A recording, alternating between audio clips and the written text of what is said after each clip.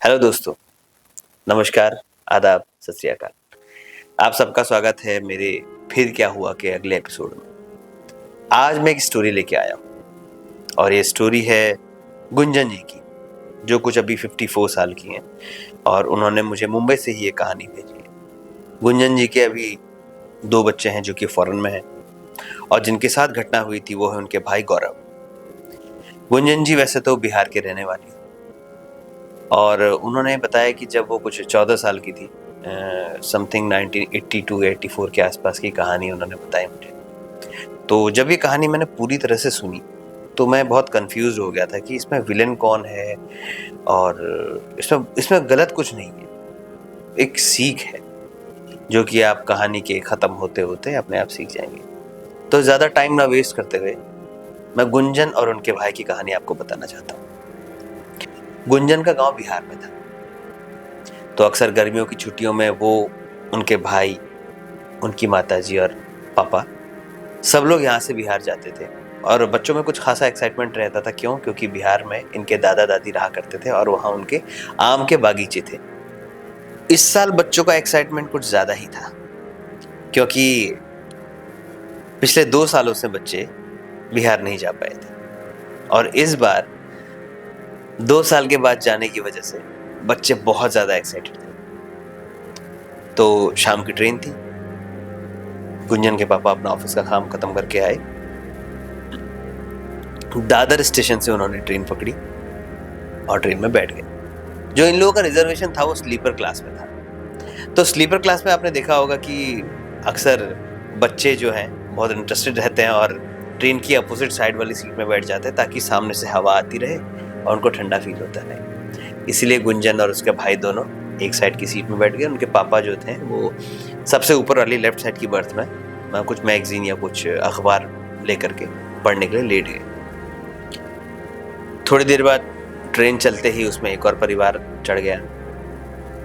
उसमें 4 लोग थे, तो टोटल ये लोग 7 लोग थे और इनके जो कंपार्टमेंट होता है उसमें 8 सीटें होती हैं। तो एक सीट खाली थी सबसे ऊपर की। तो गुंजन लोगों ने देखा कि ऊपर वाले उसमें कोई नहीं है, तो सामान नीचे, थोड़ा सा उस समय चोरी चकारी ज़्यादा हुआ करती थी, तो इन्होंने सामान सारा ऊपर रख दिया। इनके कुछ 2 बैग थे और थोड़ा सा स्पेस बच गया था, सामान ऊपर रख दिया। अब लेफ्ट साइड में इसके पापा सोए हुए थे और राइट साइड में सामान रखा हुआ। अब बच्चे जो खिड़की में बैठे थे वो लोगों को, पेड़ों को, स्टेशनों को पीछे जाते हुए देख रहे थे, बड़ा खुश हो रहे थे और बहुत एक्साइटेड थे कि कल तो शाम को दादाजी के पास पहुंच जाएंगे और आम खाएंगे। अब बात यूं हुई कि शाम हो चली आई, पेट गुड़गुड़ाने लगा, सबको भूख लगी। तो गुंजन जी ने पापा से कहा कि पापा भूख लगी है।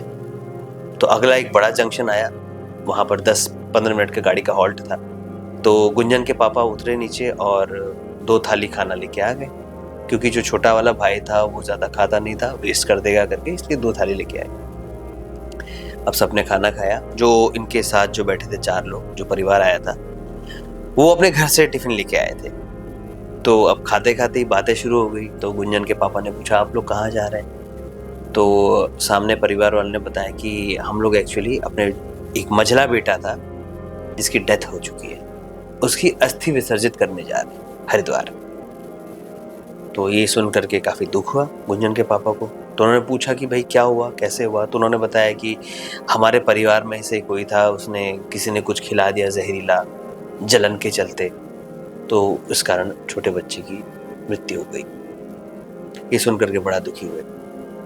तो उन्होंने बताया कि जो 5वीं सीट है वो एक्चुअली उन्हीं की है और जो अस्थियां हैं वो एक लोटे में रखी हुई हैं और वो लोटा उन्होंने वहाँ सीट पे रखा हुआ था। फिर जो दूसरा परिवार था उन्होंने बताया कि एक्चुअली इनकी जो मम्मी है उनकी बड़ी इच्छा थी कि हम पूरे सम्मान के साथ अपने बेटे को लेकर के जाएं और उसको अलविदा कह सकें। दोस्तों, एक माँ के लिए अपने बच्चे को अलविदा कहना बहुत दुखदाई होता है। शायद इसीलिए उनकी माताजी ने ये सोचा कि एक सीट हम उनके नाम से रजिस्टर कर लें। तो ये जान करके गुंजन के पिताजी को बहुत दुख हुआ। उन्होंने कहा, अच्छा चलिए, हमारी सहानुभूति आपके साथ है। अब हुआ यूं कि ऊपर सामान रखा था और उसकी अस्थियों का एक छोटा सा कलश साइड में रखा हुआ था, थैले में बंद करके। तो जब दोनों परिवारों ने अपना खाना खत्म किया उसके बाद मीठे की बारी आई। तो जो दूसरा परिवार था उसकी मम्मी अपने हाथ से लड्डू बना के लाई। तो उन्होंने ये कहा कि भाई हम तो लड्डू खाएंगे नहीं, आप लोग खा लीजिए। उनके 2 बच्चों ने और गुंजन और गौरव ने एक-एक लड्डू ले लिया। तो उसमें एक लड्डू और बच गया था, तो गौरव थोड़ा छोटा था और उसने बड़ी ज़िद से और बड़े प्यार से कहा कि आंटी ये भी मैं ले लूँ? तो आंटी ने उसे बड़े प्यार से देखा और कहा कि बेटा मेरा बेटा भी तेरी ही उम्र का, अगर आज वो होता तो एक लड्डू वो भी खाता। तो उन्होंने बड़े प्यार भरी निगाहों से उसे देखा, उनकी आंखों में हल्का-हल्का पानी छलक गया था और लड्डू बहुत प्यार से गौरव को दे दिया। अब खाना-पीना खा लिया, बैठे थे, गप्पे-शप्पे मार रहे थे, कई लोग ताश खेल रहे थे। उस समय तो मोबाइल का दौर था नहीं, तो कई लोग ताश खेल रहे थे, कई लोग गप्पे मार रहे थे। अब करते-करते 11 बज गया रात के। अब इन बच्चों को लेकिन इतना एक्साइटमेंट था कि इनके 2 बच्चे और उनके परिवार में भी 2 बच्चे थे। ये लोग आपस में छुपन-छुपाई खेलने लग गए। कुछ 15-20 मिनट तक छुपन-छुपाई खेल ही रहे थे कि इस बार जो ढूँढने की बारी थी वो थी गुंजन की। तो गुंजन ने बताया कि जो 2 थे उनको, उनमें से एक तो टॉयलेट में छुपा था और एक अपनी मम्मी की सीट के नीचे छुपा था। ये दोनों तो मिल गए।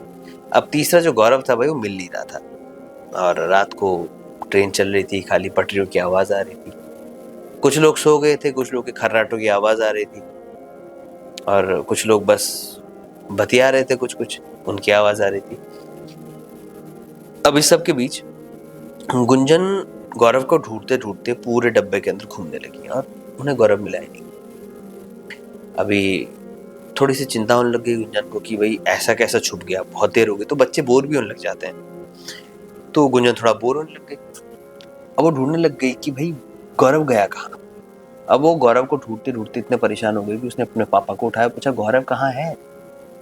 तो पापा ने उससे कहा कि बेटा बहुत रात हो गई, अब सो जाओ और लोगों को परेशान मत करो, तुम्हारा भाई, उन्होंने बोला नहीं, ऐसे इशारे में बताया कि सामने देख। तो गौरव गमछा लेकर के यूँ ऐसा बैठा हुआ था, ऐसा। तो यहाँ पर से गुंजन ने कहा ढप्पा, गौरव ढप्पा। तो गौरव ने कोई रिस्पॉन्स नहीं दिया। तो गुंजन ऊपर बैठ गई अपने पापा की सीट पे और टांगे लटका के नीचे कहने लगी गौरव उठ ढप्पा। तो गौरव को कोई रिस्पॉन्स नहीं था।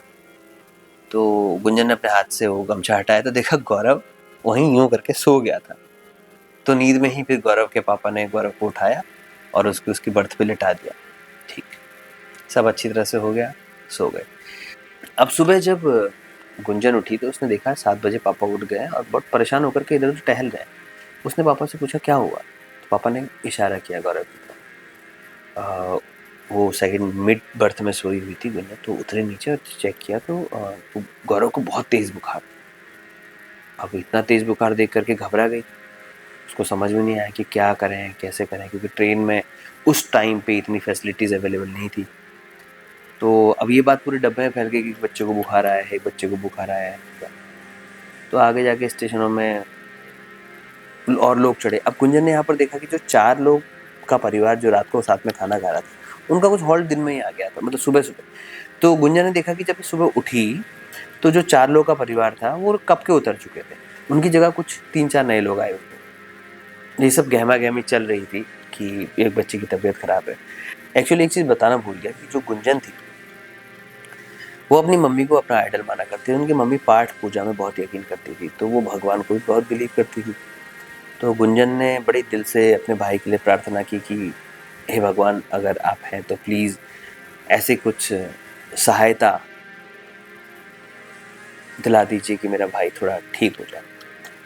ये कुछ बोले हुए 10-15 मिनट हुए थे कि अगला हॉल्ट आया और एक यंग लड़का ट्रेन के अंदर आया और उसने ये बात सुनी लोगों से कि एक बच्चे की तबीयत खराब है। सामने से गया, कहा किसकी तबीयत खराब है? तो अंकल ने इशारा कर दिया कि ये।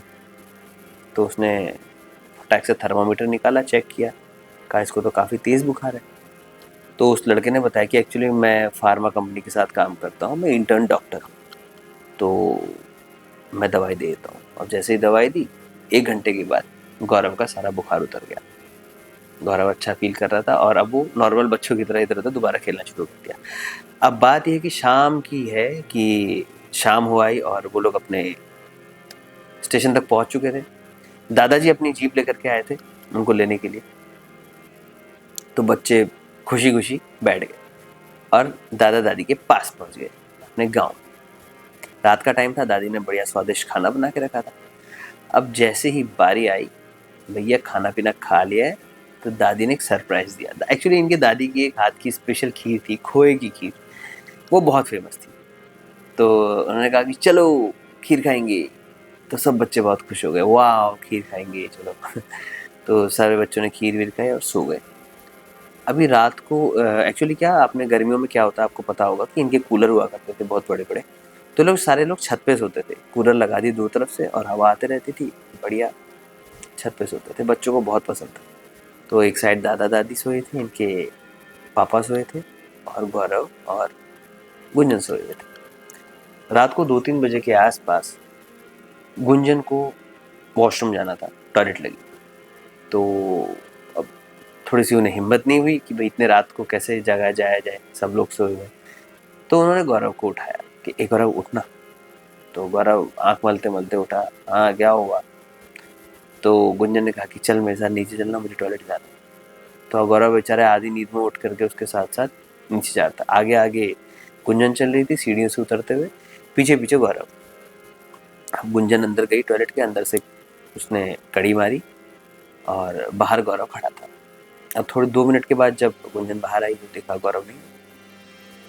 तो उसे लगा शायद कि गौरव ज़्यादा नींद आती, वापस चला गया। उसने हाथ हाथ धोए, गुंजन ने अपने हाथ हाथ धोए और ऊपर चली गई सोने के लिए। फिर से देखा कि गौरव ऊपर भी नहीं है। तो उसे लगा कि गौरव कर रहा है शैतानी, जैसे ट्रेन में कर रहा था छुपन छुपाई वाली। उसे पता लग रहा था कि गौरव उसकी बातें सुन रहा है। तो गुंजन ने कहा कि चलो भैया गौरव, अब तुम तो जब जितना जागना है जाग लो, हम तो सो रहे हैं। तो जैसे ही उन्होंने कंबल डाला, कुछ 1 या 2 मिनट होते ना, गौरव की हंसने की आवाज़ आई। तो गुंजन अचानक से उठी, कहा कि हंस रहा है गौरव, कहाँ है। अचानक से नजर गई, घर के पास में ही उनके आम के बागीचे थे लगे हुए, काफी लंबा बागीचा था, आम ही आम लगते थे। तो घर के पास से ही शुरू होता था। तो जिस साइड आम के पेड़ थे उस साइड से आवाज आई हंसने की। तो उसको थोड़ा चिंता भी हुई कि रात के टाइम पे कहाँ आम के पेड़ों में गया हुआ। तो ये उतरी नीचे देखने के लिए कि कहाँ गया हुआ है। तो ये आवाज लगाते गई, गौरव गौरव कहाँ है तू, कहाँ है तू। अब ये थोड़ा सा आगे बढ़ी ही थी तो इन्होंने देखा कि जो गौरव है ये आम के पेड़ में उल्टा लटका हुआ है, पाँव ऊपर रख करके सर नीचे। और जैसे ही इसने गौरव आवाज लगाई तो गौरव ने इनकी तरफ देखा तो गौरव की आंखें एकदम सफेद थी और इतना बड़ा मुंह खुल गया। और अंदर से, जैसे गुंजन जी ने मुझे बताया कि मधुमक्खियों की छत्ते से आवाज आती है ना, वैसी आवाज आने लगी। तो ये देख करके गुंजन बहुत घबरा गई। उनको समझ ही नहीं आया कि ये क्या है। और वो भी उम्र में कम थी, कुछ 14-15 साल की, तो घबरा गई, एकदम चिल्लाने लगी। इनकी चिल्लाहट सुन के दादा दादी और पापा उठे हड़बड़ाहट में, यहाँ तक आए, क्या हो गया क्या हो गया। देखा तो तब तक ये तो बेहोश हो चुकी थी और गौरव वहां मुर्गे की, जैसे मुर्गा बैठता ना वैसे बैठा हुआ था।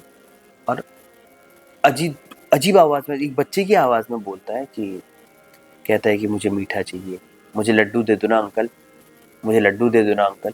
और ये बोल के अचानक से गौरव भी बेहोश हो गया। अब दादी को समझ में आ गया कि यह क्या चीज है। अगले दिन सुबह हुई, कुंजन सीधे सुबह उठी, देखा कि कोई बाबा जी आए हुए, कोई तांत्रिक बाबा थे। उसको कुछ समझ में नहीं आया कि हो क्या है। उन्होंने दादी से पूछा क्या होता, चुप रहे देखती है। तो तांत्रिक जो थे बाबा, उन्होंने बताया कि देखो अभी कुछ दिन का टाइम है, कुछ मैं नहीं बता सकता, मैं रात को आऊँगा। ठीक है भाई साहब, बात तय हो गई। दिन में गौरव एकदम आम बच्चों की तरह खेल रहा था, हंसी खुशी एकदम बढ़िया तरह से। अब हुआ सूर्यास्त। सूर्यास्त होते ही गौरव फिर से गुमसुम होकर के बैठ गया। अब रात का खाना पीना खाया, मरे मन से थोड़ा बहुत गौरव ने खाया। और इसके बाद समझ में नहीं आया कि सब लोगों को गौरव को हो गया। तो 11-11:30 बजे के आसपास वो तांत्रिक बाबा भी आए। उन्होंने कुछ सिंदूर का एक घेरा बनाया। तब तक गौरव सो चुका था एक्चुअली। उन्होंने गौरव को प्यार से उठाया और सिंदूर के घेरे के बीच में रख दिया। अब कुछ 12-1 बजे के टाइम पे वो कुछ मंत्र उच्चारण कर रहे थे। अचानक से गौरव हंसने लगा।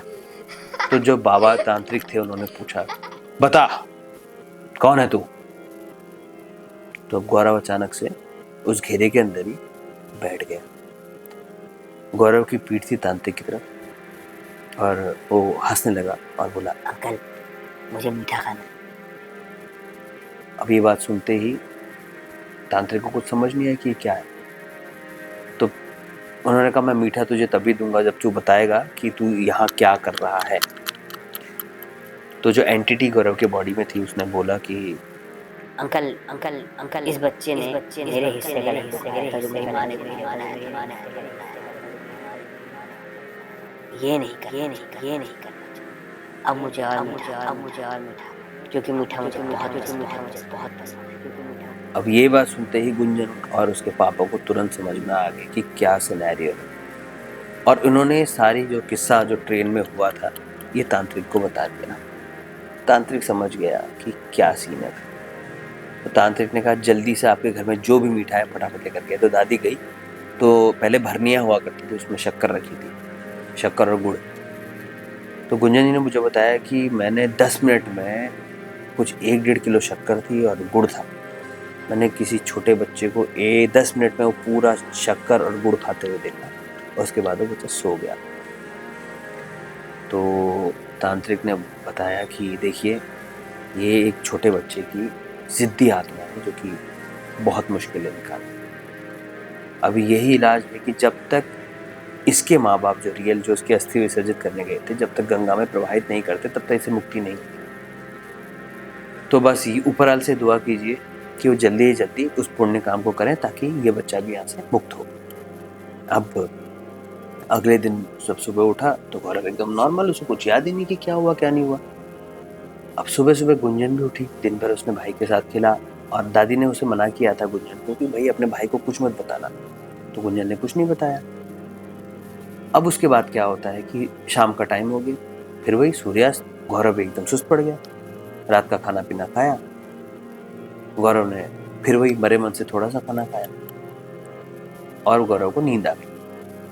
दोबारा फिर से तांत्रिक बाबा आए, उन्होंने एक घेरा बनाया सिंदूर का, फिर से उसे सुलाया था, तो उसको चुपके से उठा करके वहां रखा। लेकिन इस बार मंत्रोच्चारण करने के बाद भी कुछ नहीं हुआ, कोई रिस्पॉन्स नहीं, कुछ नहीं। और सबसे अच्छी बात ये थी कि मीठा खाने का शौक था, तो दादी को लगा कि मुझे अपनी तरफ से कुछ ऑफरिंग देनी चाहिए। तो एक डब्बा भर के वो होता ना डब्बा, फ्लैट डब्बा, वो भर के लड्डू लेके आई थी। तो वो डब्बा भी उसके सामने रख दिया था कि अगर उठेगा तो सीधा खाएगा, और आज का एक और दिन मोहलत में हमें मिल जाएगा।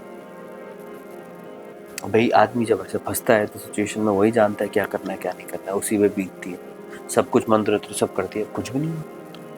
तो तांत्रिक ने कहा पता नहीं क्या हो, तो हल्के से गौरव को उठाएगा। तो गौरव एकदम नॉर्मल, क्या हुआ अंकल, ये क्या कर रहे हो। तो इस पर जो बाबा जी थे तांत्रिक, उन्होंने ये बोला कि मुझे लगता है कि शायद इसके माँ बाप ने अस्थियों का विसर्जन कर दिया है और बच्चे की आत्मा को मोक्ष मिल गया है।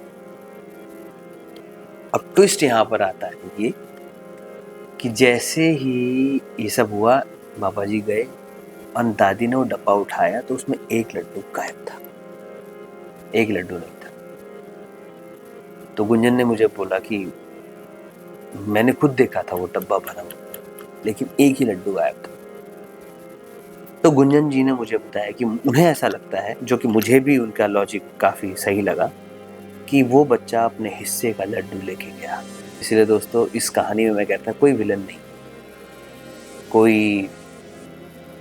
कोई भी बुरी चीज़ नहीं है। बस ये है कि बच्चों को थोड़ा सा ध्यान रखना चाहिए, क्योंकि जिस बच्चे की माँ ने लड्डू बनाया था उनका भी इरादे गलत नहीं थे। उनका दिल एकदम साफ था, उन्होंने अपने बच्चे के लिए बनाया था, अपना बच्चा समझ के दिया था। लेकिन ये ऊपर लेट गया, सो गया, इसको पता नहीं चला, तो ये सब हुआ। काफ़ी अच्छी कहानी मुझे पर्सनली, मेरी नई नई स्टोरीज़ में ये बहुत अच्छी स्टोरी लगी, बहुत डिफरेंट स्टोरी लगी, इसलिए मैंने सोचा कि आप लोग के साथ शेयर करें। फ़िलहाल तो फिर गुंजन जी अभी काफ़ी उम्रदार हो चुकी हैं, और उनके बच्चों के भी बच्चे हो चुके हैं।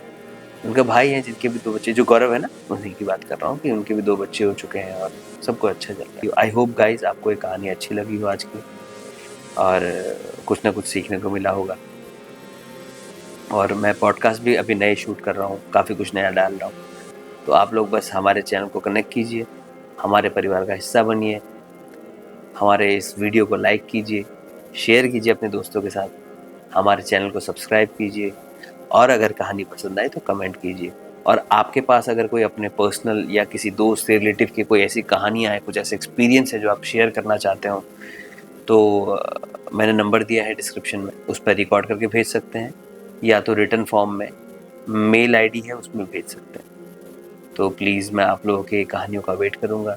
और अगर आप लोग चाहें और आप मेरे आसपास ही रहते हैं मुंबई में, सो आप मेरे स्टूडियो में आकर के मेरा गेस्ट बन सकते हैं मेरे पॉडकास्ट में। आइए अपनी कहानी बताइए, जिससे हम आपकी कहानी अपने लोगों तक पहुंचाएंगे और बहुत मज़ा आएगा लोगों को सुनने में भी और आपको अपना एक्सपीरियंस बताने में भी। Thank you so much. Good bye.